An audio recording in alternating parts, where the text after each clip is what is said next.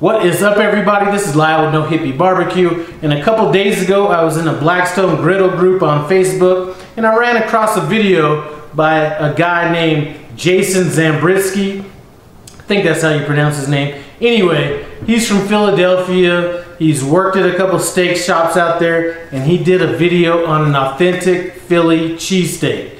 Now, I got the motivation to do this video from him, but I don't want to make an authentic Philly cheesesteak. What I want to do is take his inspiration and hook up these cheesesteaks I'm going to be making. Anyway, we're going to be using a few different ingredients than him, and I think they're going to kind of come together and give us a really nice un-Philly cheesesteak. Anyway, why don't you guys come on in and take a look at these ingredients, and then we'll head out to the grill. We're going a little bit off the reservation with this cheesesteak, but hey, you know what? Sometimes you got to do what you got to do. Anyway, I'm going to be using some ribeye steak, and I mean, take a look at this.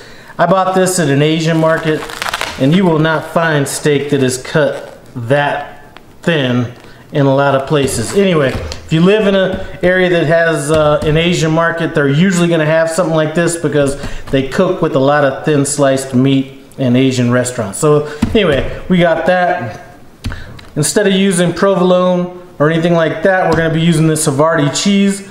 Now, he said authentic Philly cheesesteak is just going to be cheese and then steak, and sometimes you're going to add onions. Boom! We're going to add some onions. I have some red peppers, and then I have some hatch green chili peppers, and these are actually extra hot. I've tasted them, and they are actually extra hot.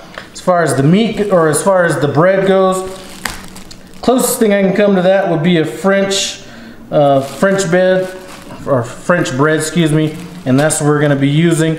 And I'm going to cut this about 3/4 of the way through and then cut it in half so these sandwiches are not too enormous. Anyway, I think I have everything I need to get out on this grill. Let's get stepping. Guys, I have my grill on about medium. The first thing I'm going to do is I'm just going to go ahead and lay a bit of oil down. Then we're just going to throw our peppers and hatch green chili and all that up in here. We're going to start letting that cook a little bit.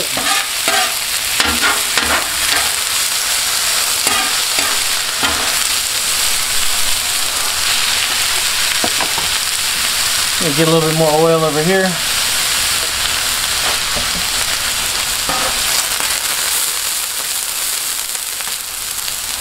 Now we're going to start throwing down this ribeye.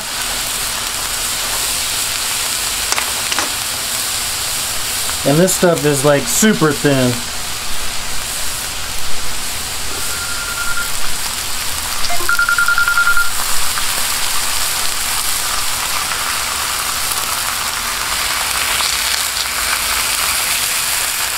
Now that's almost so thin I can't pull it apart. We'll just leave that. That'll be fine.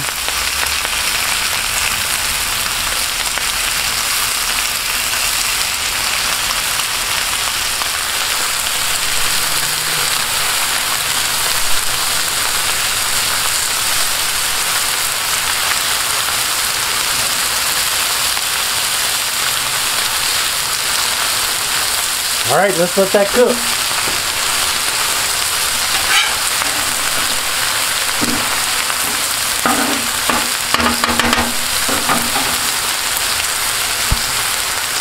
You know, I am just going to go ahead and throw all this meat on here, so we're going to be chopping this up anyway, so I'm going to make a little bit of room. Let's just get all this meat rocking. And I'm just going to throw it on.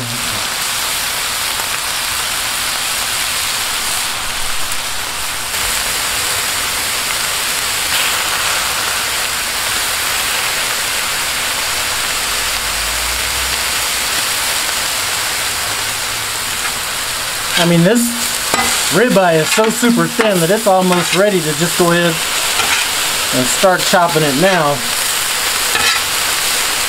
As a matter of fact, I think we should be good to go with that right now.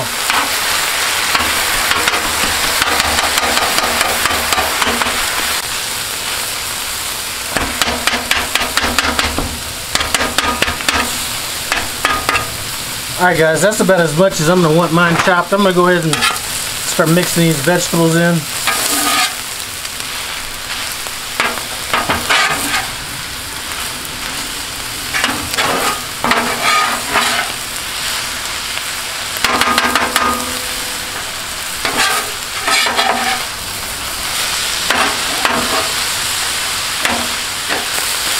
All right, that looks good.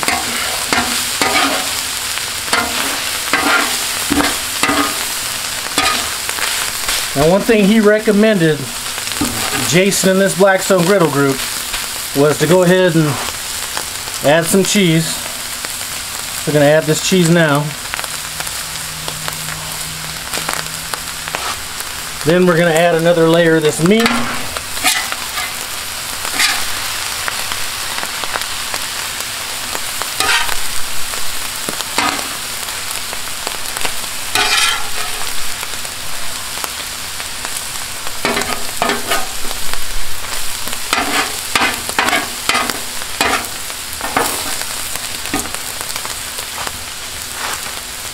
And he did add another layer of cheese.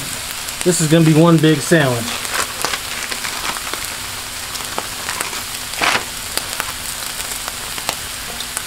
And we're just going to let this sit. I'm not going to put a basting lid or anything over it. Now while that's finishing up, I'm just going to go ahead and throw this first bun on here. Actually, let's go ahead and get both buns on here. Just going to let those toast for a minute before we add the meat to them. Alright, we got a little bit of toast on this now. I'm going to try to do this like he did it. And it looked like he has a lot of practice doing this, but he went ahead and threw this bun on. Came under it like this. Flipped it over. And that was his cheesesteak. I am going to go ahead and add even more cheese on top of that. So I can tell you that I am extremely hot after being out there on that grill. One thing I did do once I put the meat and everything on this bun was I did go over it with a little bit more cheese and then added a few more of that hatch green chili peppers. Anyway, let's just get in and see what we're looking at. I did cut this into a small manageable size to eat.